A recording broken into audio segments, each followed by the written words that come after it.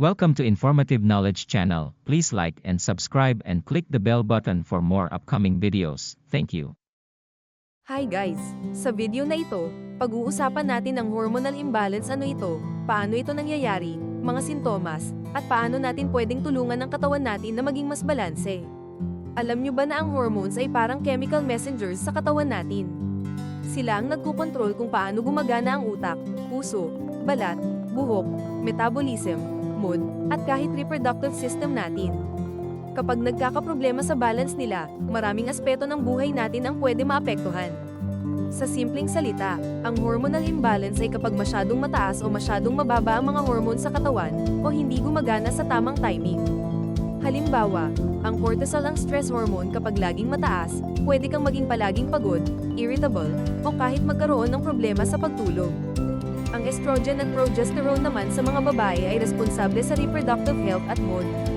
Kapag hindi balance, pwede kang makaranas ng irregular periods, mood swings, o pagbabago sa balat at buhok.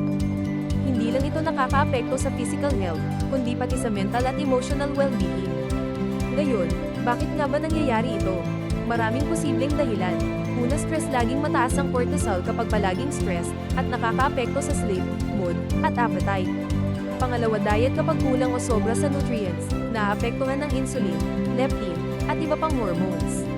Pangatlo, puberty o menopause. Natural na pagbabago ng estrogen at progesterone sa mga babae.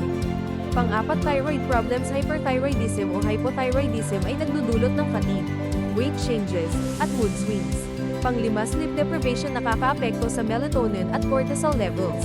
Medical conditions at medications. Halimbawa, PCOS, diabetes, o ilang gamot na nakakaapekto sa hormone production. Paano natin malalaman kung may hormonal imbalance tayo? May mga common signs: palaging pagod kahit sapat ang tulog, mood swings, anxiety, o depression, weight gain o weight loss na hindi inaasahan, irregular periods o fertility issues, acne, hair loss, o dry skin, hindi mapigil ang cravings o pagbabago sa appetite, trouble sleeping o insomnia. Hindi lahat ay parehong nararanasan ng sintomas, at minsan subtle lang ang changes. Kaya mahalaga na pakinggan ang katawan natin.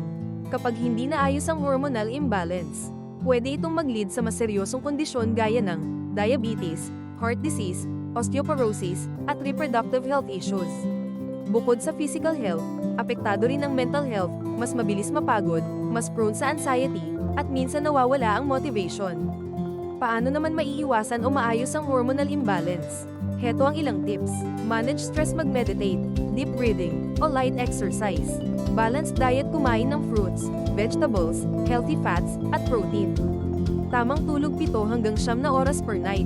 Exercise regularly. Nakakatulong sa insulin, cortisol, at mood. Regular check-ups lalo na kung may PCOS, thyroid issues, o iba pang health conditions. Minsan kailangan ng professional guidance, kaya huwag mahihiya magpakonsulta sa doktor. Kaya yan guys, sana mas klaro na sa inyo kung ano ang hormonal imbalance, mga sintomas, at paano natin pwedeng tulungan ang katawan natin. Ingat palagi at pakinggan ang signals ng katawan. Kung nagustuhan nyo ang video na ito, huwag kalimutan mag-like at subscribe para sa mas maraming health tips. Salamat sa panonood. Salamat sa inyong pakikinig. Nawa ay may natutunan kayo sa video na ito. Kung nagustuhan nyo, naway isubscribe, like at share ninyo ang ating video upang matulungan ko pa kayong mabigyan na iba't iba pang impormasyon na makakatulong sa inyong buhay. Maraming salamat po.